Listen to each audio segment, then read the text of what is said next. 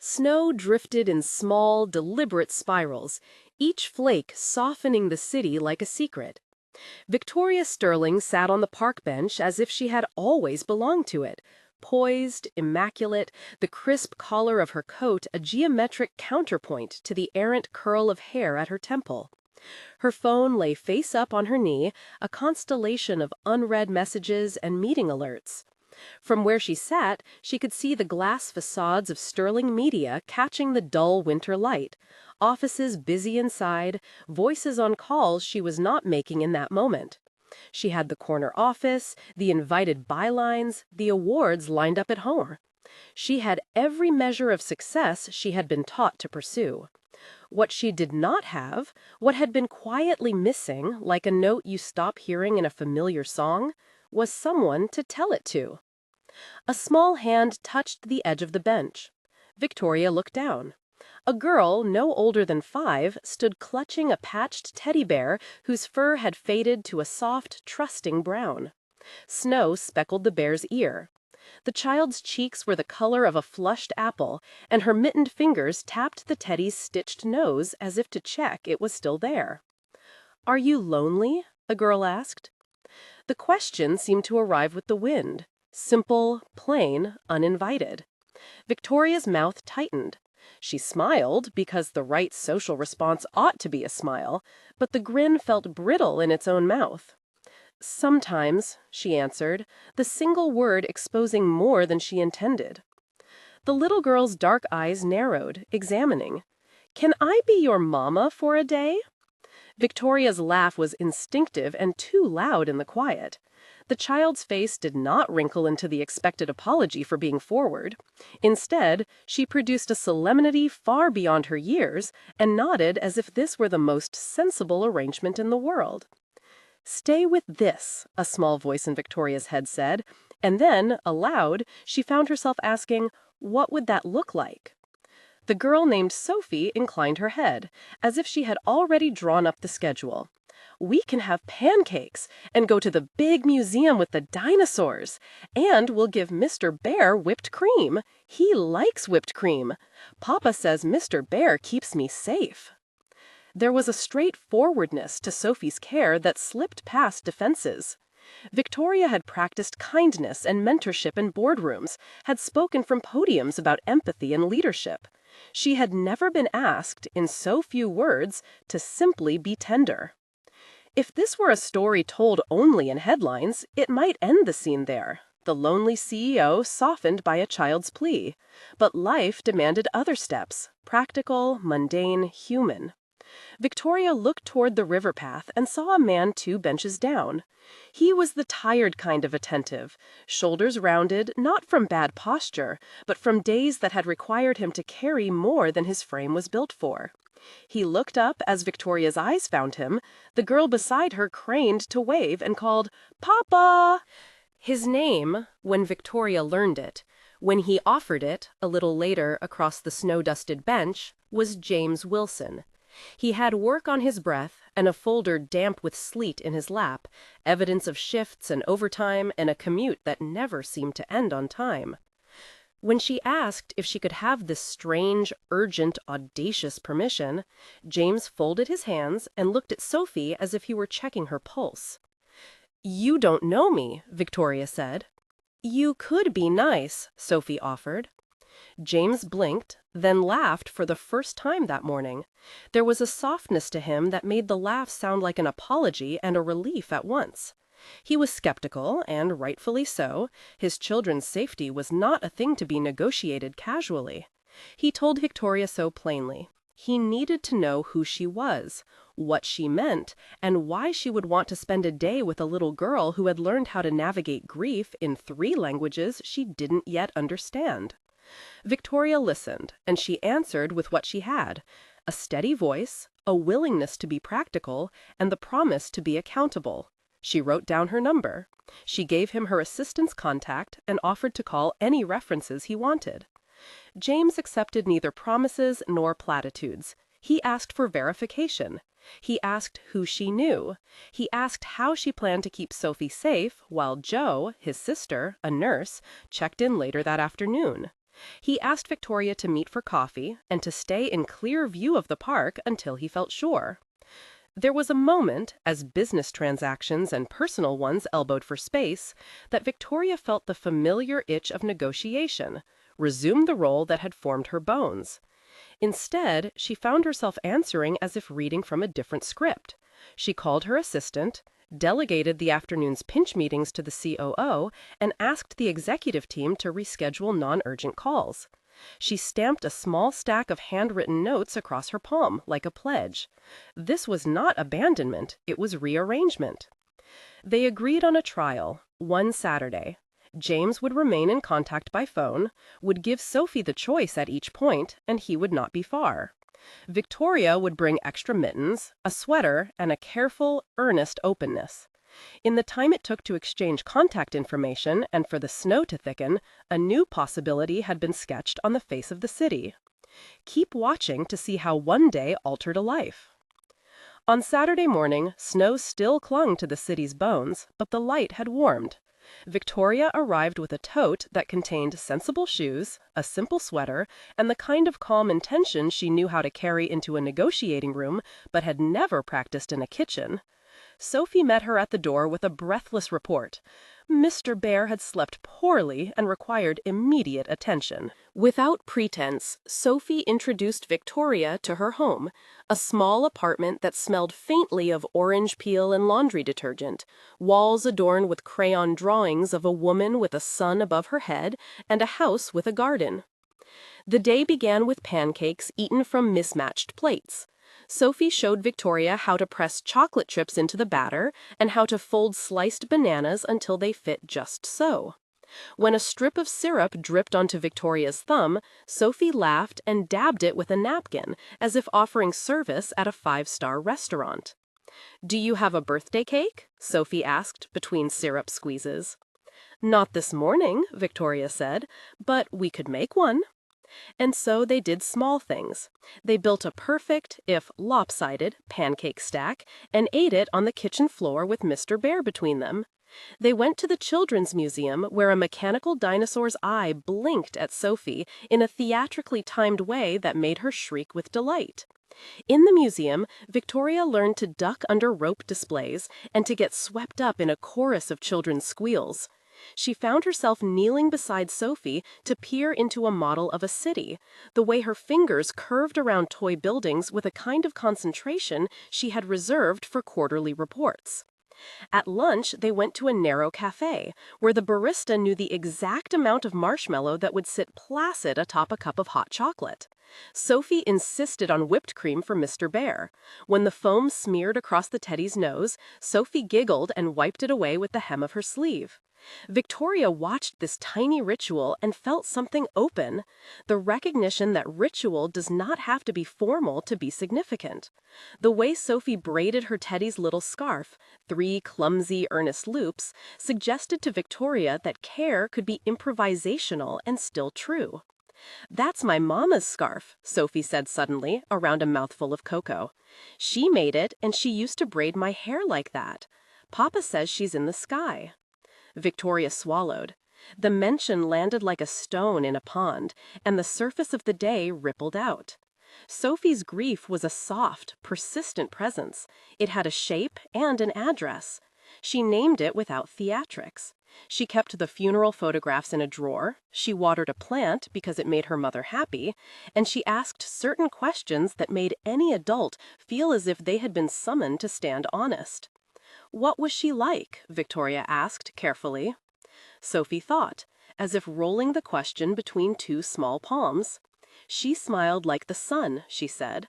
"She smelled like soap and oranges, and she sang with silly sounds. She liked dinosaurs," Sophie giggled.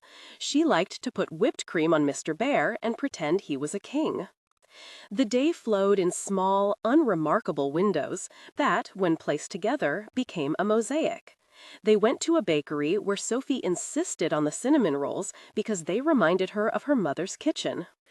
Victoria let her choose a ribbon and tie it clumsily into Sophie's hair. And as she looped the ribbon, the motion, the simple act of doing something for another person's beauty, softened a line between her chest and the outside world that she had tightened long ago. In the afternoon, they baked cookies in a kitchen that belonged to a neighbor, an arrangement James had set up with fastidious care. He texted updates and photos. He called once to say he was an hour's drive away, but would be close if needed. Every message was an offering and a test of trust. When Victoria bent to help Sophie place cookie dough onto a sheet, she realized she was doing something she had once told herself she had no time for: staying. She had built a life structured for temporary triumphs.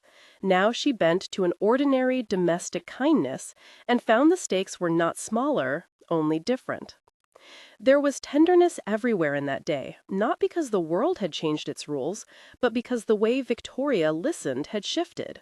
She noticed that Sophie hummed when she braided, that she paused before answering certain questions, as if measuring how much of her mother could be given away safely. When Sophie's hand slipped into Victoria's, holding her fingers like a rope in a small, secret pact, Victoria felt the same hot, vulnerable tension she had felt when delivering a speech that mattered. Only this time, the tremor in her chest did not ask to be controlled. It asked to be answered. "Do you like being with me?" Sophie asked, as they walked back to the building where she lived, Mr. Bear tucked under Sophie's knit arm like a confidant. Victoria almost said the corporate way, an arrowed list of reasons and logistical constraints. Instead, she remembered the first time she had ever felt that small, midday peace, a burst of childhood contentment on a windy summer day, and she said, simply, "I do." James was waiting at the doorway when they returned. He looked at Victoria with that same careful appraisal, then at Sophie, who had a smear of flour on her forehead and a proud, grease-stuck smile on her face. He asked 3 practical questions. Did they stay in public places? Did Victoria have emergency contacts? Would she be reachable? He asked, too, whether she had considered long-term implications, a conversation about the future that was careful and sober, more like a guardian dog checking a stranger than a romantic scene. Victoria answered. She had already arranged to have a list of contacts and a backup plan. She had her assistant's number and had set an away message on her email scheduling. She confessed, with the same honesty she would use in a boardroom, that she did not expect to become anything overnight, but that she wanted to be present for Sophie. James accepted the plan. He thanked her, and there was a first, small exchange of gratitude between adults who had done something difficult, allowed someone in. That night, when Sophie fell asleep, Mr. Bear tucked under Sophie's knit arm, like a confidant. Bear tucked under her chin, Victoria drove home through streets that flashed with storefront lights. The city's roar felt different now, like a score under a film. It no longer isolated her. The transformation had not been a sudden, miraculous curing. It was, rather, a fissure letting in morning light. In the days after, they repeated the pattern. Saturdays became tentative promises. Victoria learned to delegate without guilt. She trained her team to move with conviction while she took the risk of being known by a child. She taught an assistant to run her calendar with the same competence with which she had run campaigns and acquisitions.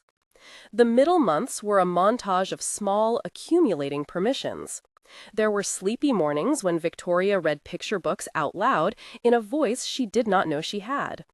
There were awkward workplace emails, the kind that asked for rescheduled meetings and noted that Friday's investor dinner would be covered by the CFO. There were evenings where James would text a photo of Sophie asleep with a gangly strand of crocheted yarn around her wrist, a tiny crown she had declared to be her queen's scepter. There were awkward dinners where Victoria nearly out-talked her fork and had to apologize for being nervous. There were times when she was called into the office and left with a pang as she shut the door behind her, thinking of a small hand that might be waiting for a story. There was a kindergarten tea party that felt like a pivot point for both recognition and risk. Victoria arrived wearing sensible boots and a scarf Sophie had chosen that morning in an excess of pride. Other parents eyed her with the careful curiosity reserved for anyone who might be a permanent presence in a child's life. A mother named Lauren approached, smiling politely, and introduced herself as someone whose son had been in Sophie's preschool class for 2 years. She had known James in passing and had heard his voice on the phone. When she asked, softly, "Are you family?" Victoria felt her breath narrow. This was a social litmus, a space where labels mattered and where permanence was negotiated through small conversational experiments. Victoria answered honestly. She did not claim a title she had not earned. "I'm someone who cares for Sophie on the weekends," she said. It was an accurate sentence. Lauren, who had once tried and failed to reconcile her own work life with kindergarten obligations, nodded as if recognizing a fellow traveler rather than an intruder. She offered a smile and a neutral kindness that felt like the first vote of social acceptance. Sophie, meanwhile, took Victoria's hand as if the world had always been arranged in this way. As their lives threaded together, Victoria and James found themselves sitting across from each other one evening over a takeout dinner that smelled faintly of spice and concession. The city outside their window felt less like a place for conquest and more like the setting of a tentative home. Victoria had taken the call the day before to give her assistant permission to handle a crisis that the board deemed urgent. Instead, she had stayed at home that evening because Sophie had woken with a fever and needed a quiet voice to read to her. She had felt the cost in the morning, an irritated client, a postponed meeting, but also a reward. Sophie had fallen asleep against her chest, warm and trusting. James listened to the story with an expression that mingled gratitude, relief, and something else, a relief at the possibility of shared labor. He set his fork down and studied her face as if there were a map there he had never allowed himself to read. "You didn't give that up," he said, voice low. "You made space." Victoria looked at him, and for the first time, someplace inside her that had been a ledger instead of a heart, numbers blurred into softness. "I had to learn the difference between responsibility and being the only responsible person," she admitted. They spoke then of exhaustion and of what it meant to be tired while still having to function as a parent, as a leader, as a friend. James confessed how often he felt on the brink of run-out patience. Victoria admitted how lonely she had been at the apex of recognition. Their confessions were not the cinematic confessions of storybooks. They were ordinary and true. A recall of nights spent composing speeches to empty apartments, a description of bedtime routines done alone, a list of small betrayals toward themselves in the name of the next promotion. One night, after Sophie had fallen asleep with Mr. Bear tucked under her chin and a book splayed across her chest, James and Victoria sat side by side on the couch and let the quiet gather around them. It was James who, with the economy of the exhausted, said the thing that had been moving like a voice in both of them for months. I think I was waiting for help." Victoria found her hands folded in her lap, a small, adult mimicry of the way Sophie's fingers curled. "I think I was waiting to be seen," she replied. There was a long, uncomplicated silence where two people catalogued their lives against one another and found that their missing pieces made a plausible whole. The confession did not crest into a grand declaration that rewrote their pasts. It simply allowed permission to try, to fail, and to keep trying. They did not promise marriage in that moment. They promised presence. The world allowed for romance, but only as the grown-up consequence of consistent attendance. Months later, on a sober afternoon that tasted faintly of rain, James and Victoria stood beneath a low archway while Sophie, now practiced at parades, adjusted a paper crown for Mr. Bear. The archway was part of a small courtyard where friends and family had gathered. There were cards folded with childish care and a small bouquet of white and orange flowers Sophie had helped choose. Victoria's wedding dress was simple, the kind of garment that fit like a promise rather than a performance. Sophie walked ahead of them with Mr. Bear on a string like a talisman, scattering confetti that clung to his fur in bits of shimmering color. When Sophie was asked to say something, she climbed forward onto a step and, with the unaffected gravity of a child delivering an earlier truth, declared, "Mama makes the best pancakes. Papa makes the best silly faces. Mr. Bear gets the whipped cream." The room laughed, and the laughter was a kind of benediction. It was not performance, it was a communal acknowledgement of a life rearranged. But even with vows and photographs and new names for each other, the story's turning point remained that first ordinary Saturday. It had not fixed everything. Victoria learned that unions required negotiation as much as affection, and that there were days when she missed opportunities because the company had less tolerance for absences than she would like. She learned to delegate better, to set clear boundaries, and to teach her team to manage without her in order to be present for what mattered. James learned to trust help without mixing trust with relinquishment. Sophie learned that adults could be both reliable and flawed. She learned the difference between being asked to be brave and being left to be brave. Time knits like a careful seam. There were smaller, quieter moments that stitched the seams of the new family. A tea party where Victoria was crowned Queen of the Milk and Honey, an afternoon where Sophie insisted on tying a ribbon into Victoria's hair and declared herself an apprentice hairdresser. Mornings where baby giggles, a later, sweeter addition, proved that love is not a single summit, but a valley that keeps yielding new colors. Years later, thicker with life and softened by routine, Victoria found herself back on the same park bench, though the city around her had warmed to spring. She sat with an infant in a stroller at her side, a knit blanket pulled up to chins that now murmured sighs in sleep. Sophie, 8 now, had grown taller and more unassumingly graceful. She carried a backpack that contained only the essentials and clung to a small, refreshed Mr. Bear who had been resewn. The bear wore a tiny bow that Sophie had tied herself, and the ribbon was a little frayed at the edges. History visible in every fray. The bench that had once been a moment of isolation had become a place of echoing memory. The wind, gentler now and smelling of thaw and green, pushed at Victoria's coat but did not unsettle her. Around them, life moved. Cyclists passed, a couple walked a dog, a street musician coaxed a soft tune that filled the spaces between words. Victoria watched Sophie kneel at the edge of the bench, speaking in a low voice to the baby left asleep and to Mr. Bear, perched like a silent witness. "You remember when I asked you to be my mama for a day?" Sophie asked, not as a question, but as a connective tissue between then and now.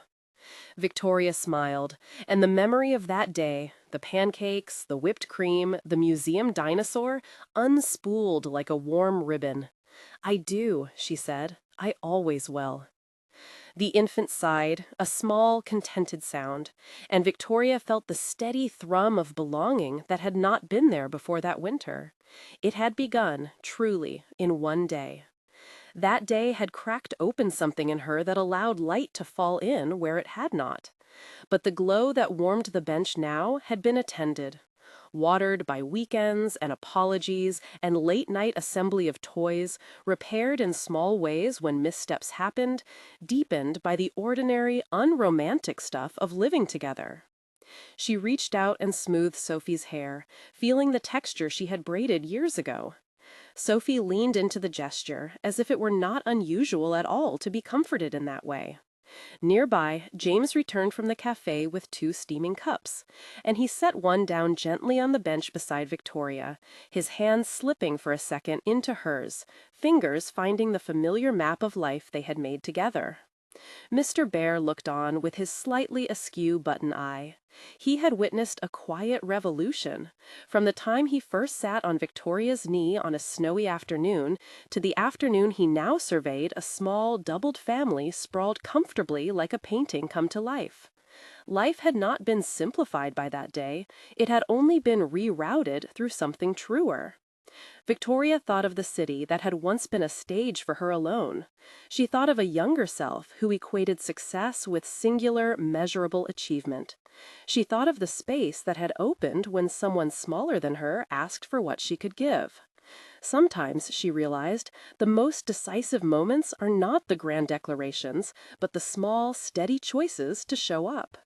When you answer a child's request with presence rather than with a scheduled donation or a distant reassurance, you risk becoming a person you did not imagine you could be. Sophie looked up at Victoria, eyes bright. "Thank you for being my mama," she said, and there was no drama in the line, only the honest economy of a child's gratitude. Victoria's throat tightened. She had once thought she would trade everything for an unquestioned sense of accomplishment. Now she recognized the other currency, the small, everyday acts that add up into a life. She leaned forward and kissed Sophie's forehead. The bench beneath them had been there the whole time, its paint beginning to flake at the edges. Around them, the city performed its usual tasks. Traffic lights changed, a stroller clicked over a crack in the pavement, birds chased one another along the river. The world continued, indifferent in its motion, but in that small circle of warmth, something resolutely tender had taken root. If anyone asked Victoria which moment had changed everything, she would point without hesitation to a single Saturday. The pancakes, the museum, the whipped cream, the first clumsy braid. "It started with a day," she would say. "It wasn't a cure, it was a beginning." And beginnings, if tended, produce lives. If this story touched you, consider subscribing and watching more stories like this. Small moments, big changes.